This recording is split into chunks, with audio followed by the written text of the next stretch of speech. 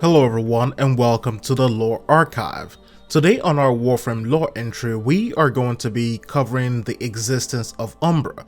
But before we dig into these highly anticipated Umbra Warframes, we must first understand what an Umbra is.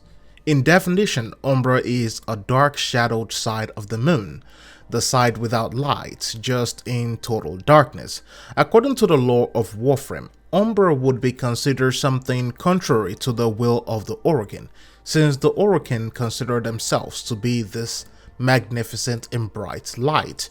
To be an Umbra means you go against the Honored Seven, their principles and the governing bodies that established the esteemed empire. You would be a shadow to their light, the darkness to their acclaimed brightness. Considering that the Orokin held a place of deity and supreme, and created laws that one must follow to remain pure, to become an Umbra would be considered a crime. It would mean you went against everything that they have laid out. You went against their entire foundation. It would be considered a shame, a disgrace, something that had to be silenced or eliminated or hidden. The classification of Umbra is also quite complicated but also simple. The term Umbra, according to the Tenno archive, is an adjective to the way someone lives their life. If you follow the teachings and lived by the Orokin, you are pure. If you go against them in any shape or fashion, then you are considered an Umbra, a rogue, a renegade.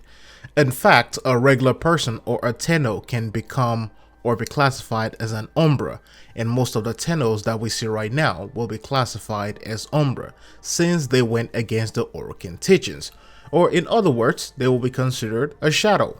But we should not just associate an Umbra with all good and all evil. You can go against someone's teaching and be good, and you can go against someone's teaching and still be evil.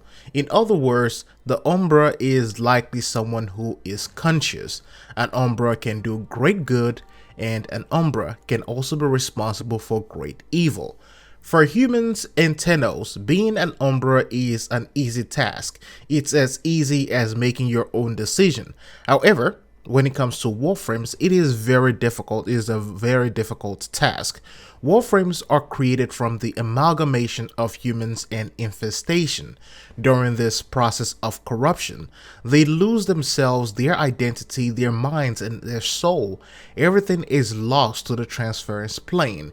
They are in limbo within this place. And this is a place where only those who are connected and awake will ever find you. This is also why the Tenno was not able to free Umbra till we were awoken. And because of this corruption, a Warframe is easily controlled. From what was recovered from the sacrifice quest, a Warframe can only become Umbra through a strong and traumatic experience, something that keeps the individual inside from letting go, something that keeps them from attaining peace. In some cases, the person will lose themselves, as we have seen with Excalibur Umbra.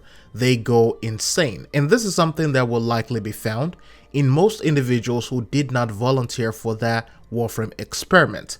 But the person also had to be of a strong will, which means even if you did not volunteer and you have a weak will or a weak mind, you will not become an Umbra. You will not be able to fully regain control.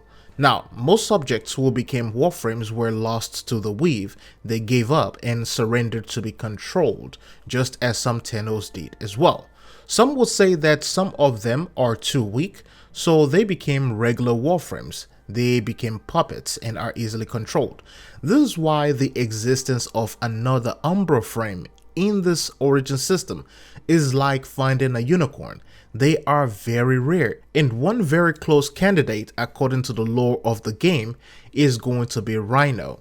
In the Codex entry, Rhino lost control and killed many Orokin guards during the earlier phases, only to be stopped when he reached the place where the Tennos were being kept. This also shows the deep connection between Warframes and Tennos, but also shows that strong will that the Rhino Warframe had to begin with. This, of course, leads us to the last part. How do you turn a Warframe into an Umbra? The answer comes in two stages. The first one is that the person needs to be a rebel to begin with and must have been in a constant fight against the Orcan control within their mind or physically.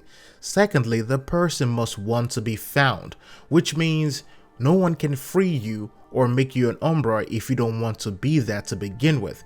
Freeing a Warframe requires entry into the transference plane and tampering with the transference weave, and if the soul of that person is lost and not waiting to be found, then the Tenno will not be able to bring them back or release them from that control.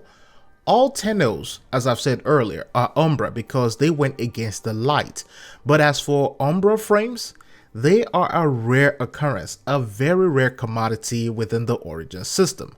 Thanks for watching, hope this explains a lot. I'll see you in the next one.